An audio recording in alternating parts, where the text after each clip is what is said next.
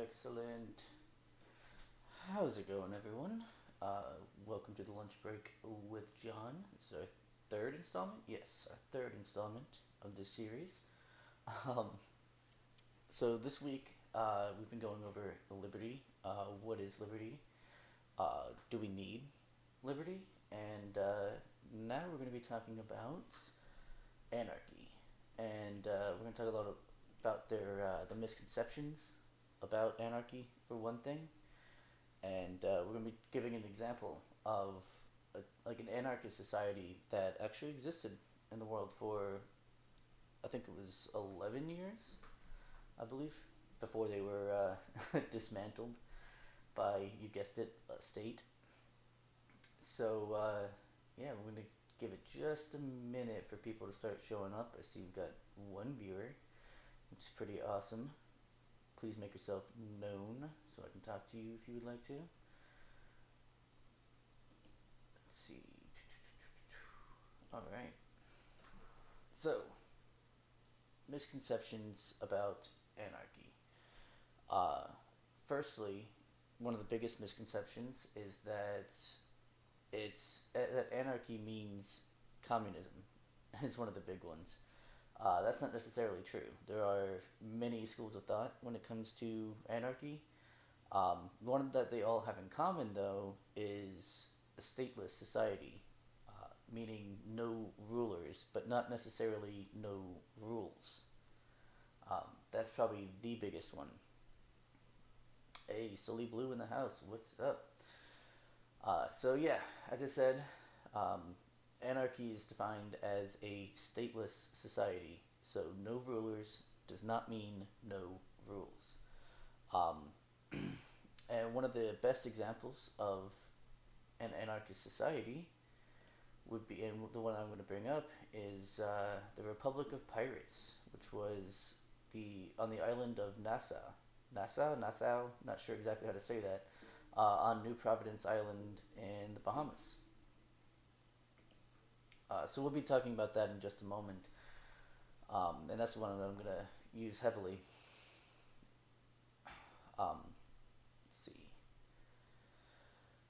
So I think at least the version of anarchy that I subscribe to is voluntarism. I guess is how you would say it. You mostly see that word written, but basically where any interaction between either two individuals or two groups of individuals should be voluntary. So there should not be coercion to force those groups to either work together or exist together. That yeah, like I said, everything should be voluntary. Even your joining the society should be voluntary, and at any time you should be free to leave. Obviously, so long as another society wants to take you in. And so this differs from the I guess the chaos theory of anarchy, which is just kind of the burning of civilization and everyone just kind of living in the ruins, which is what, if you see like movies, television, even a lot of like dystopian, uh, you know, science fiction books, things like that,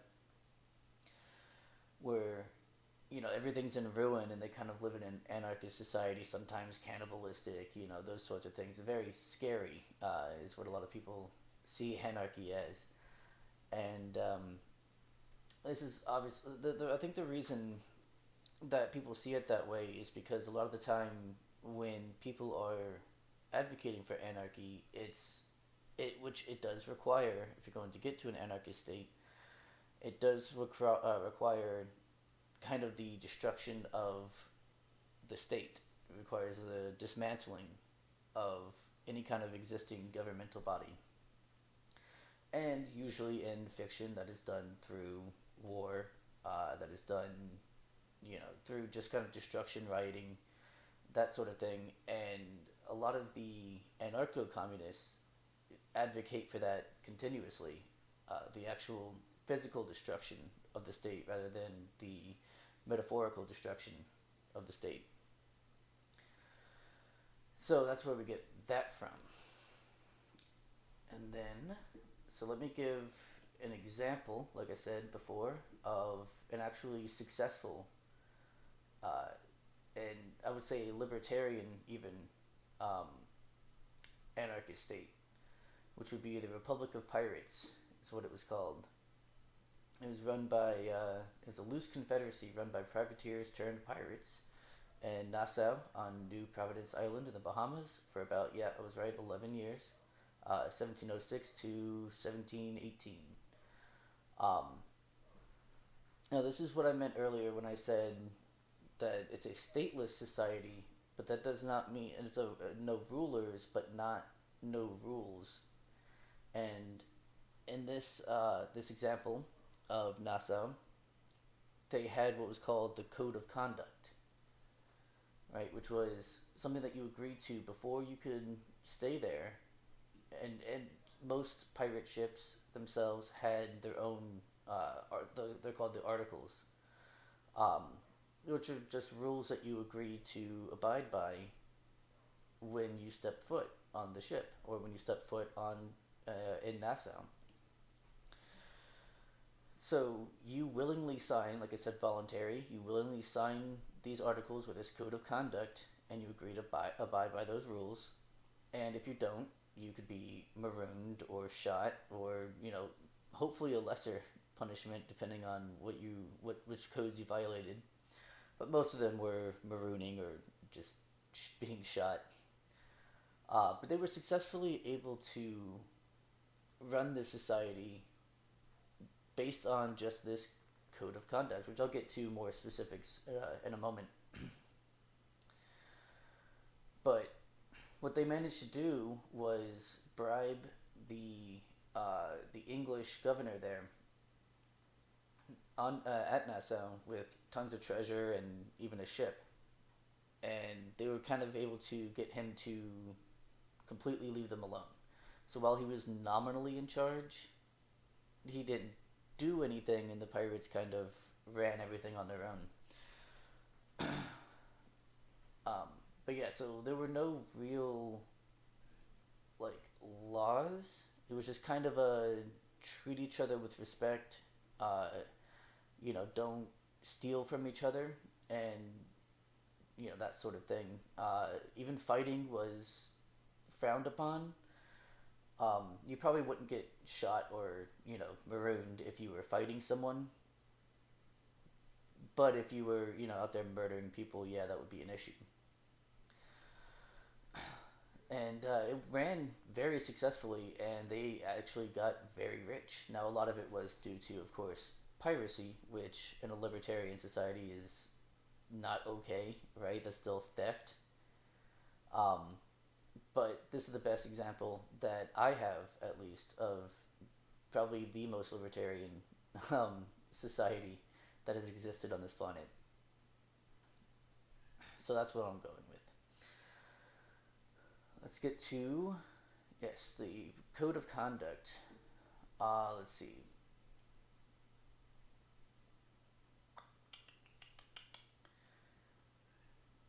So we have several here that I've got up that are articles that were written by captains of pirate ships. So let me explain captaincy of a pirate ship real quick, because it is different than a military vessel or a merchant vessel, and then the captain of a pirate ship, generally speaking, I'm speaking very generally because it wasn't the case on every ship during the entire history of piracy. But when we're talking about the golden age of piracy in the Caribbean, generally what was done was uh, someone was the captain, whoever it was that actually either owns or stole the ship successfully was nominally the captain. But most decisions were done by a vote. It was actually a direct democracy a lot of the time, which works in small numbers like that when you're trying to, make an important decision. And if the captain wasn't living up to the standards of the crew, that he could be voted out and a new captain to replace him. So it made the captain need to work in the best interest of the crew in order to stay in power. Um, and also it helped kind of keep mutinies from happening. because they were able to just replace the captain, unlike in a military or a merchant vessel, where mutinies were not common, but I mean, not unheard of either. So we have here a few examples of articles of the pirate code. So we have this one is Bartholomew Roberts, very famous pirate. Every man has a vote in affairs of moment, has equal title to the fresh provisions or strong liquors at any time seized, and may use them at pleasure, unless a scarcity, not an uncommon thing among them, makes it necessary for the good of all to vote a retrenchment. Number two, every man to be called fairly in turn by list on board of prizes because, over and above their proper share, they were on these occasions allowed a shift of clothes. For the defrauded the company to the value of $1 in plates, jewelries, or money, marooning was their punishment. If the robbery was only betwixt one another, they contented themselves with slitting the ears and nose of him that was guilty and set him on shore, not in an uninhabited place, but somewhere where he was sure to encounter hardships. So here's another one: no person to game at cards or dice for money. So basically, no gambling. That was a big thing on pirate ships, was they were not allowed to gamble, and that's for obvious reasons, right? To not sow discontent among the crew members, not to, you know, have crew members just killing each other before they had their chance to, you know, go and find treasure, whatnot, or seize treasure even. Let's move on to somebody else who's more. Let's see. We got prizes and how they're split. So basically, I'll just summarize.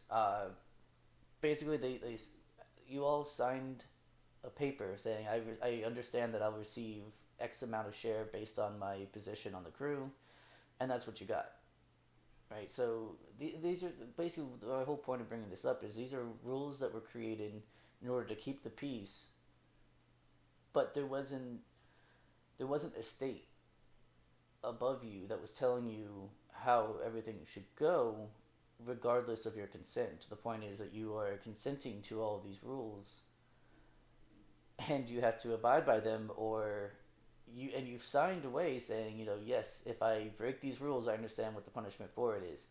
Now, a lot of people might say, well, these are just, laws. It's the same thing as a law, but it's different in the fact that you don't sign some mythical social contract upon your birth.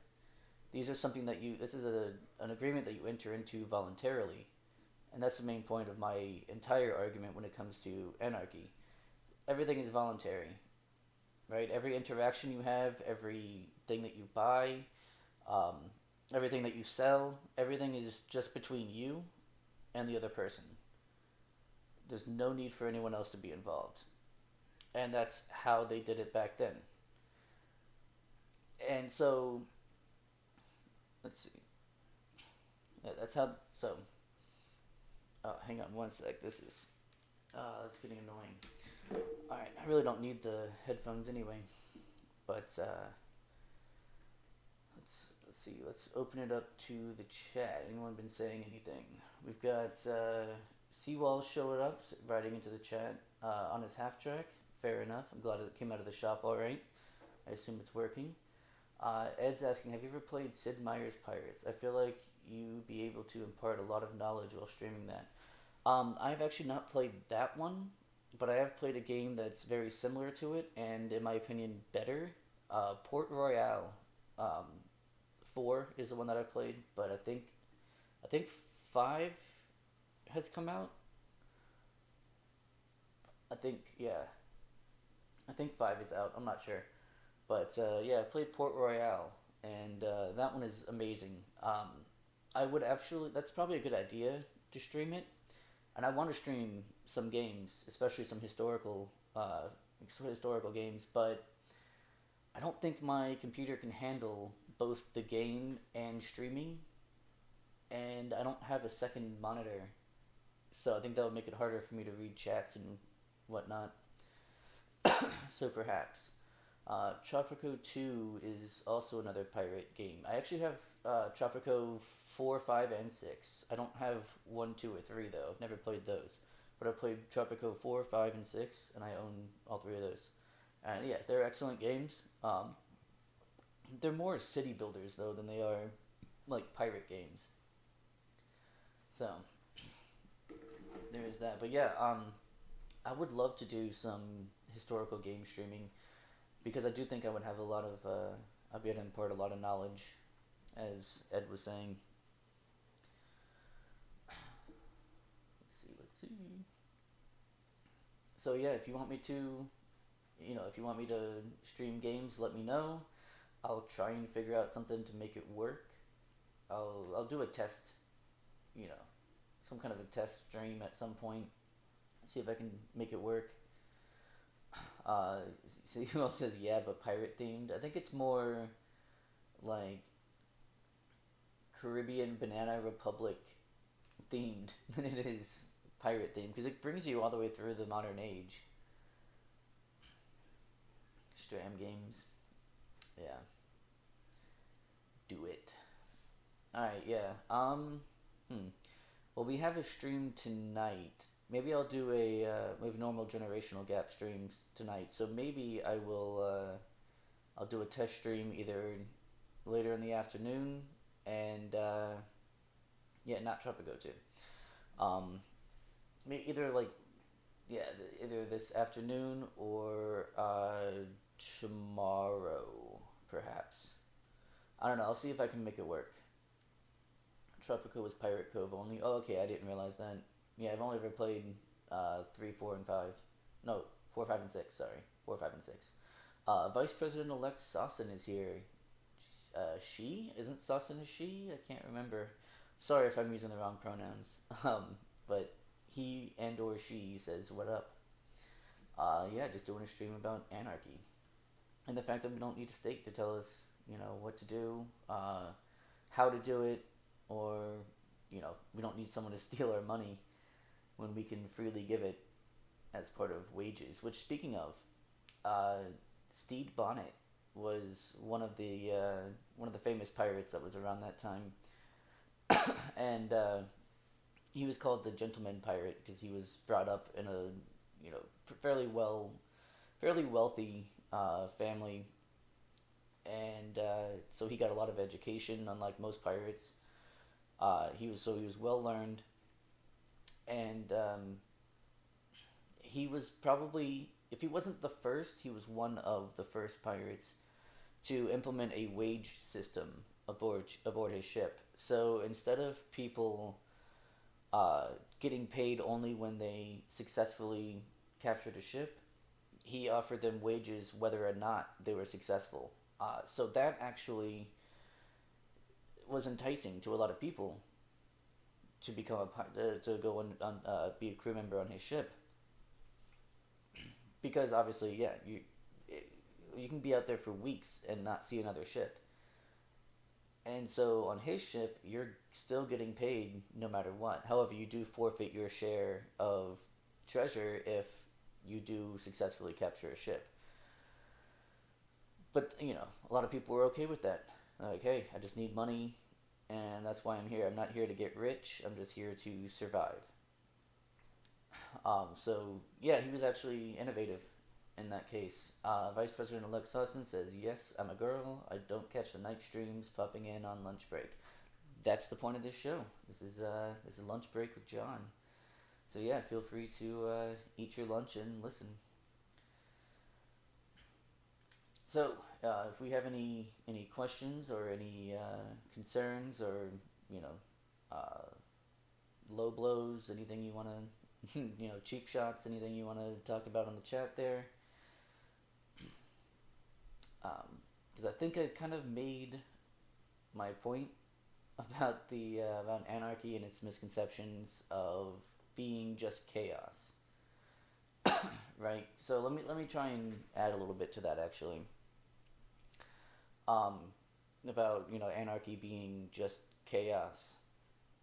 I think it's largely due to, like I said, the left especially wanting to burn down the state, like literally and not figuratively. That's what they want to do. So I think it's the process to get to anarchy that is the chaos, and not the actual anarchist state itself. If that makes sense. Let me know if that makes sense. Because, I mean, yeah, to go from where we are now to an anarchist state tomorrow would take that. However, I don't condone or advocate any kind of burning of states at the moment. I don't. So don't put me on your list. I don't want to be there. But I definitely. So I've said this before on the show and in other places. I currently do not think that man is ready to govern himself. Uh, in general, right? Of course, there are individuals who are, but as a species, I don't think we're there yet. So, what I want to do is advocate as much as possible. I want to change people's minds as much as one person can do, and eventually, way past my death, way down the line, maybe man will be ready to govern himself. Seawall says anarchy cannot be implemented overnight. Yeah, I would say generally that's true. I mean, with a few exceptions, but generally yes. At best, it will take decades and multiple generations. That would, yeah, that's pretty optimistic, actually. I was thinking centuries. Um, I was thinking like way ahead, centuries. I would think because currently we're moving away from individualism and we're moving away from anarchy, more towards full state control. Is That's the direction we're headed. So it would take bringing that movement to a stop and then reversing, going back the other way. So that's going to take a lot more time than as if we were just moving towards liberty. Because we're not. I mean, we're moving the complete opposite direction. Which is fucking unfortunate, but I mean, I get it, you know. We're just moving more and more towards full collectivism. Not that we're there yet, you know, before I get the whole like reactionary thing. We're not there yet, but that's the direction that our culture is moving. That's the direction that government is moving. It's just that's the way we're headed, and I want to slam on the brakes and turn the car around, but that takes time, and that takes effort, and I'm only one person. No, I'm not the only one, obviously, advocating for this, but it's just there's no unity when it comes to either libertarian anarchy or anarchy in general, which is what I want to go over tomorrow for tomorrow's stream, which is the not only the general criticisms of libertarianism and anarchy, but my criticisms of those ideologies as well. So that'll be interesting, I think, to go over, what I think is the problem and then what other people have said the problems are. So definitely make sure you tune in for that. Seawall says you can just give me control, John. John and I will fix it. um, I don't know. You've proven pretty non-libertarian there, Seawall. I don't know. I don't know. We'll see. If you take over the world, Seawall, you can just give me a small portion, and I'll create a libertarian paradise there. Deal? As long as you leave me alone.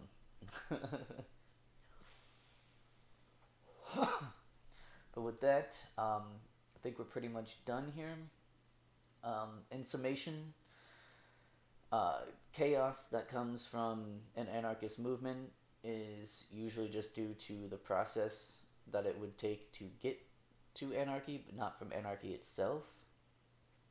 Uh, Two, we've had anarchist societies in the past. Now, I could name other ones, but most of them are anarcho-communist or anarcho-syndicalist, which are all, of course, communism. And as we know, that can't work.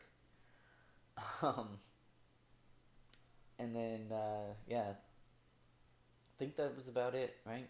And three, I'm going to either later on this afternoon or tomorrow. I'm going to do a test stream to see if I can stream and game at the same time.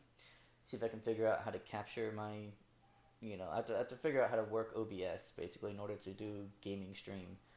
But so if you want to join me for, to watch me try to learn OBS live on the air, feel free to do so. That would help me out a lot.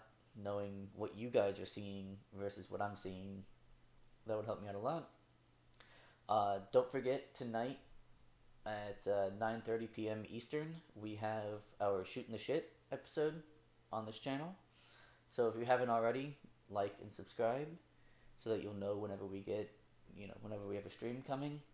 I'll be back tomorrow at 1 p.m. Eastern for a true gentleman gamer. Um, yeah, I'll be back tomorrow for my stream on my criticisms of libertarianism and anarchy and general criticisms of libertarianism and anarchy. So make sure you join me for that. Check our description down below. We got a bunch of links down there. You can find us in other places. You can help support us on Subscribestar, which would help us out a lot. And yeah, I think that is about it. And yes, Seawall, I'll reach out to you in a few moments, in about half an hour or so. Just give me some time. And yeah, I will see you guys tomorrow or tonight. I'll see you guys tonight.